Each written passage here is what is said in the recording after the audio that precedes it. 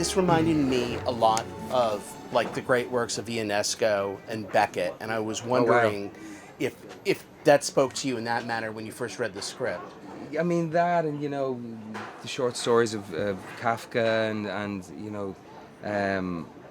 some of the more obscure cinema I've had the chance to see over the last few years. I mean, there's a particularness, and there's a clarity of voice in the writing of Themis Philippou and Yorgos's writing and his direction that is incredibly rare. That does speak to writers who approach the human condition not in the way that we experience it every day, because I don't know if they assume that we're too close to that, or we fall asleep as soon as we see things that we're used to or that we've been habituated towards, that there's almost kind of a shock that is needed. So there's a shift in perspective and a different approach that's needed to really delve into the questions that they want to delve into. So this film feels like kind of a new cinematic language, which is such a grandiose thing to say, but it's so unusual. When I read the script, I couldn't believe it, man. But it totally jives with what you've been doing, like with Seven Psychopaths Right. and in Bruges.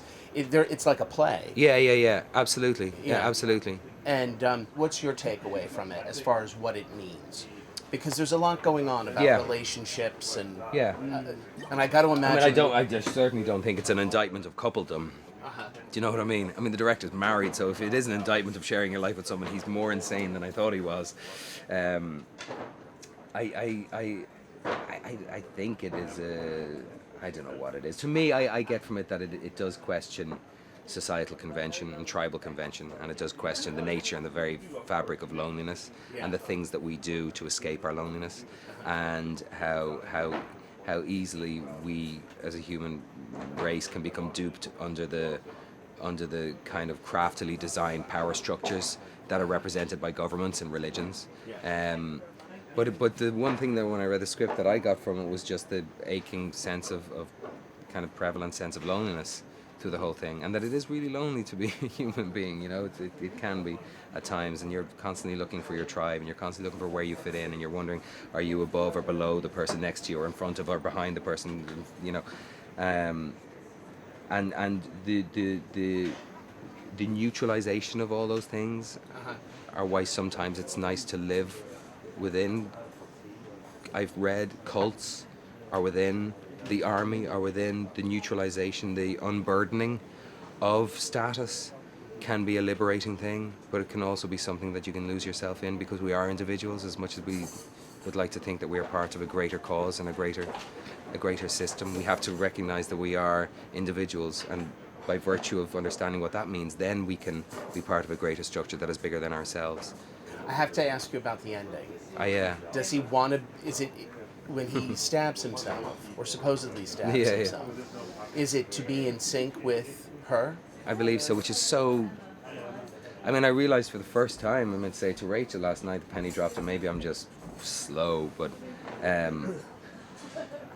when she's blinded by Loner Leader, she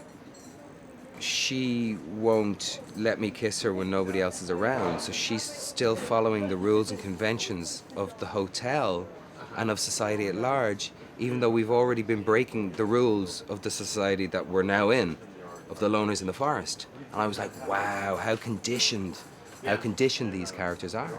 And it's about trauma as well. It's about it's kind of like Stockholm syndrome. Yeah. Is represented in that moment. And I think it's about the frailty of human psychology, but also the tenderness of the human heart. So how did the project come to you? Was it just Just the usual way. I got a call, and my agent said, "Have you seen this film Dogtooth?" And I said, "Whoa, God, I saw Dogtooth. I had seen Dogtooth in Philadelphia in a cinema about 2 years before getting the call about the Lobster, and it blew my mind. I mean, it really stayed with me. I remember in the parking lot after saying to my sister, what did we just see, and how did they take something so twisted and so extraordinarily violent and upsetting and make such kind of a placid sense from it all? Not make it seem unharmful or not make it seem right or anything other than the cruelty that it was, but it was the completeness of the universe that was created, and it's very much the same thing in The Lobster. There are no plot holes. You cannot believe certain things. You can say, I don't think that had happened, or that's ridiculous, but the actual contrivances that design the rules of the world within which everyone lives are so. They had a they had a menu which they never shot as an insert. Yorgos is not a big fan of inserts, and me neither, so I didn't mind so much. But I kind of wanted them to shoot this menu, and it was all the things that you could do at the hotel. And I know when I'm checking in, the woman says a few of the things, but there was 2 pages of information, and I know that it was written by Yorgos or Themis or both of them. And I just thought, wow, the detail of this world is so specific and so kind of all-encompassingly rendered.